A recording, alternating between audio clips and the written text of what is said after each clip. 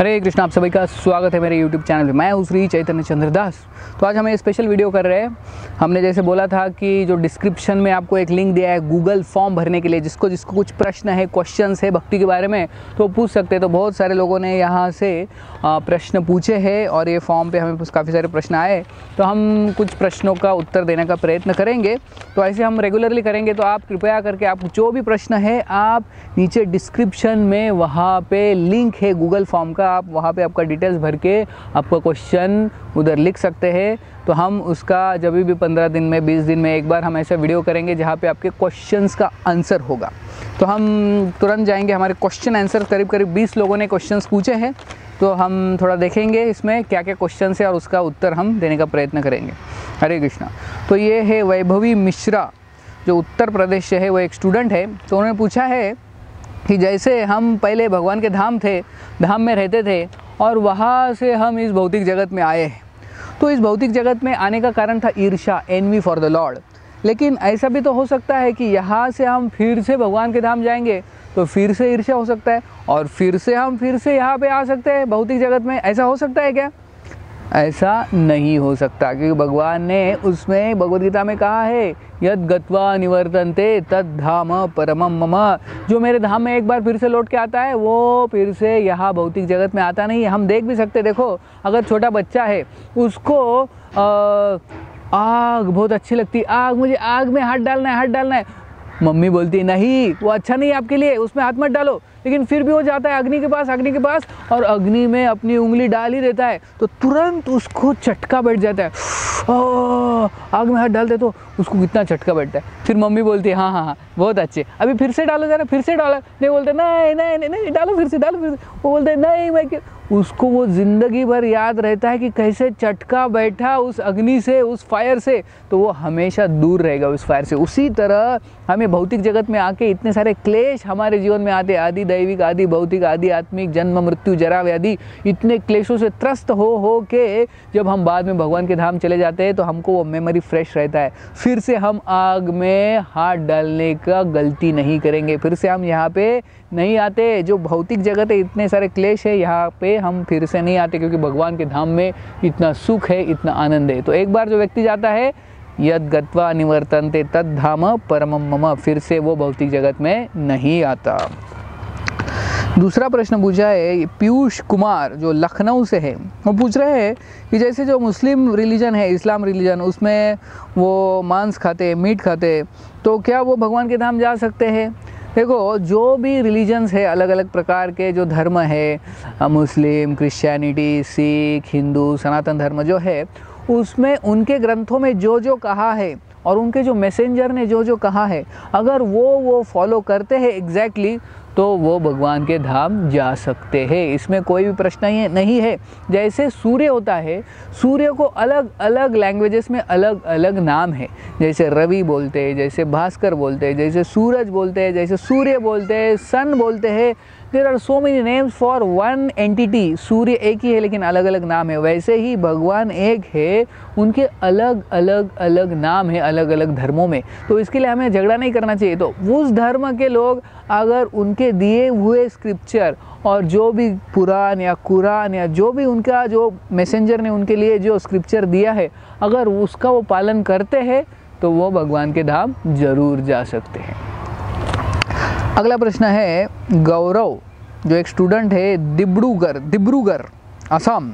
उन्होंने पूछा है कि कभी कभी किसी भक्तों को देख के मन में कोई निगेटिव, नकारात्मक भावना आ जाती उस व्यक्ति के लिए, उस भक्त के लिए, तो क्या करना चाहिए?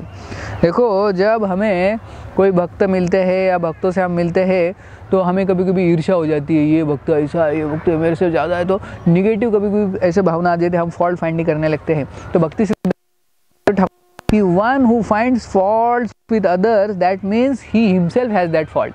ये समझना चाहिए। अगर हम किसी में दोष देखते हैं, यानी उसका अर्थ है कि हम में वो दोष है, इसलिए हम दूसरों में देख रहे हैं। आत्मवत मन्यते जगत, जो हमारे में फॉल्ट्स है वैसे ही हम बाहर देखते हैं। तो इसीलिए दूसरों में दोष ढूंढने के बजाय क्या करना है, खुद में दोष ढूंढो और दूसरों में अच्छे क्वालिटीज़ ढूंढो। तो अगर आप सच में भगवान कृष्ण के ऊपर प्रेम करते हो, if you really love Krishna means you love Krishna and you love those whom Krishna loves. Okay, when you love Krishna, you not only love Krishna but you love those हुम कृष्णा लव्स। तो भगवान जो है सबके ऊपर प्रेम करते हैं, तो हमें भी सबके ऊपर प्रेम करना चाहिए अगर हम सच्चे भगवान के भक्त है, ईर्ष्या नहीं करनी चाहिए। फिर अस्मजित दास जो स्टूडेंट है मदनपुर से, उन्होंने प्रश्न पूछा है कि जैसे अगर मैं दीक्षा लेना चाहता हूँ तो दीक्षा के पहले जो समय होता है उसमें क्या मैं साधारण भोजन कर सकता हूँ या सिर्फ कृष्ण प्रसाद ही लेना चाहिए?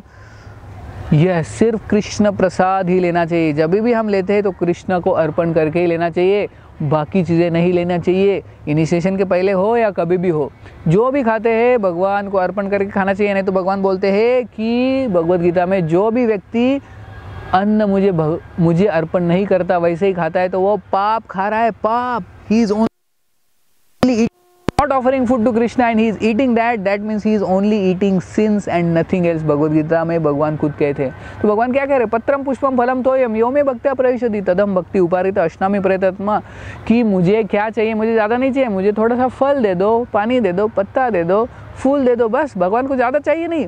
तो भगवान को अर्पण करके ही खाना चाहिए, प्रसाद ही लेना चाहिए और दूसरा कुछ लेना नहीं चाहिए।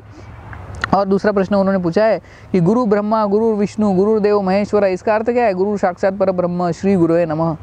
यहाँ पे कि गुरु जो है ब्रह्म है, गुरु साक्षात भगवान है, गुरु ही विष्णु है, तो ये क्या है? दिस इज सिम्बॉलिकल कि भगवान की तरह उनको ट्रीट करना चाहिए। जो गुरु होते हैं जैसे साक्षात हरित्वेन समस्त शास्त्री, ऐसा कहा है कि गुरु जो होते हैं वो भगवान के ही अवतार है, यानी भगवान नहीं है वो, he is not God. Guru is not God but guru should be respected as God, ऐसा कहा है। तो भगवान जो गुरु है उनको आदर देना चाहिए भगवान की तरह। तो ये जो श्लोक है इसमें this is symbolical, this is not literal, this should not be taken literal but it's symbolical कि गुरु जो है उनको जैसे भगवान को आदर देते हैं वैसे ही आदर देना चाहिए। फिर राजपूत अजय सुनील जो कि स्टूडेंट है शिरपुर से, उन्होंने पूछा है कि भक्ति में प्रगति कैसे करें? तो भक्ति में प्रगति कैसे करें? बहुत सिंपल है, ABCDE formula. A for association, association करना चाहिए भक्तों का। जहाँ पे भी आपको मौका मिलता है सत्संग का तो उधर भक्तों का सत्संग में जाना चाहिए। भक्तों के सत्संग में ऐसे कहते हैं कि जब लोग जिनको चुनते हैं उनको संसद में स्थान मिलता है। लोग जिनको चुनते हैं उनको संसद यानी पार्लियामेंट उसमें स्थान मिलता है। तो लोग जिनको चुनते हैं उनको संसद में स्थान मिलता है, लेकिन भगवान जिनको चुनते हैं उनको सत्संग में स्थान मिलता है। तो सत्संग में स्थान मिलना बहुत रेयर है, तो सत्संग में जाना चाहिए। A for association, B for books, Bhagavad Gita Bhagavatam ये पढ़ना चाहिए रेगुलरली 5-10 मिनट। C for chanting, daily Hare Krishna मंत्र का जप करना चाहिए, Hare Krishna Krishna Krishna Hare Hare, Hare Ram Ram Ram Hare Hare. D for diet, जो भी खाते हैं भगवान को अर्पण करके ही लेना चाहिए, डाइट यानी प्रसादम। और ई यानी एंगेजमेंट, भगवान के लिए कुछ ना कुछ सेवा करनी चाहिए। अगर आप ABCDE फॉर्मूला का पालन करते हो तो आप भक्ति में धीरे धीरे आगे बढ़ सकते हो। हरे कृष्ण। फिर ओंकार तले एक स्टूडेंट है नवी मुंबई से, उन्होंने पूछा है कि एक क्षर और अक्षर क्या होता है? तो क्षर और अक्षर क्या है? क्षर यानी जो गिरता है, फैलिएबल। अक्षर यानी जो गिरता नहीं है, यानी जो भगवान है उनको अक्षर कहा गया है क्योंकि भगवान इधर माया में आते नहीं है, माया में गिरते नहीं है, लेकिन जो जीवात्मा है वो माया में गिर जाता है, इसलिए उसको क्षर कहा है। और भगवान को अक्षर, क्योंकि भगवान का पतन नहीं होता और एक जीवात्मा का पतन होता है, इसलिए उनको जीवात्मा को क्षर कहा है, भगवान को अक्षर कहा है। फिर गोकुल तरुणी दासी जो स्टूडेंट है मुंबई में, उन्होंने पूछा है कि जैसे हमारी जो तुलसी माला होती है वो जब हम दीक्षा के बाद मिलती है तो उसको हम गंगा यमुना में धो सकते हैं क्या? तो इस ग्रेस पंकज अंग्रेजी जर्नीवास प्रभु ने कहा था कि जो तुलसी है, तुलसी ऑलरेडी शुद्ध होती है, तुलसी की माला, तो उसको जल में डुबा के, गंगा यमुना में डुबा के शुद्ध करने की ज़रूरत नहीं, क्योंकि ऑलरेडी तुलसी माला शुद्ध है। तो उस पर जप करना चाहिए बस। वो तुलसी माला हमें गुरु ने किस लिए दी? जप करने के लिए बस, और उसकी ज़रूरत नहीं बाकी शुद्ध करने के लिए, वो हमें शुद्ध कर लेंगे। और एक MBBS के एक स्टूडेंट है जबलपुर इंडिया, जबलपुर से, तो उन्होंने प्रश्न पूछा है कि I have night fall from 2 years मैं भक्ति कर रहा हूँ लेकिन मुझे नाइट फॉल होता है। तो ये बहुत सारे स्टूडेंट्स का और यंग लोगों का ये प्रश्न होता है कि उनको रात में नाइट फॉल होता है, सीमेंट डिस्चार्ज होता है, तो उसके लिए क्या करना चाहिए। तो देखो ये बहुत कॉमन प्रॉब्लम है आजकल के स्टूडेंट्स में। तो मेन इम्पॉर्टेंट चीज़ क्या है, have cultivate mode of goodness. जीवन में सात्विक रहो, कपड़े पहनो सात्विक, खाना भी खाओ सात्विक, आपका बिहेवियर भी सात्विक होना चाहिए, मोड ऑफ गुडनेस। आपके आजू बाजू के लोग भी सात्विक होने चाहिए, and you watch what ever that is सात्विक। अगर मोड ऑफ गुडनेस आपके जीवन में लाते हो तो पैशन कम हो जाएगा, और जो लस्ट है, जो काम वासना है, वो पैशन में ही होती है। तो पैशन अगर कम करोगे, गुडनेस बढ़ाओगे, तो ये लस्ट धीरे धीरे कम हो जाएगी, और it will take time. We should have enthusiasm and patience. एक रात में या एक दिन में ये लस्ट चली नहीं जाएगी, उसके लिए थोड़ा समय लगेगा। तो एंथुजियाज्म, उत्साह के साथ क्या चाहिए, धैर्य भी चाहिए। Have patience. If you follow this lifestyle of mode of goodness, slowly lust will go away. और एक प्रश्न पूछते हैं एक गणेश बड़त्या, जो सेल्स एसोसिएट है बेंगलोर में, वो पूछ रहे कि मैं 7 साल से भक्ति में हूँ लेकिन अब तक एक माला भी नहीं शुरू कर पाया, क्यों, क्या कारण है। क्योंकि आप भक्तों का संग नहीं ले रहे हो। भक्तों का जब हम संग लेते हैं, भक्तों से सुनते हैं, भक्तों के साथ एसोसिएट करते हैं, तो भक्त हमें उत्साह देते हैं, और उत्साह जब देते हैं तो हम फिर जप करने लगते हैं। जब तक हमें भक्तों का संग नहीं है तो हम चैंटिंग नहीं कर सकते। इसलिए ABCDE में सबसे पहला क्या आता है, एसोसिएशन।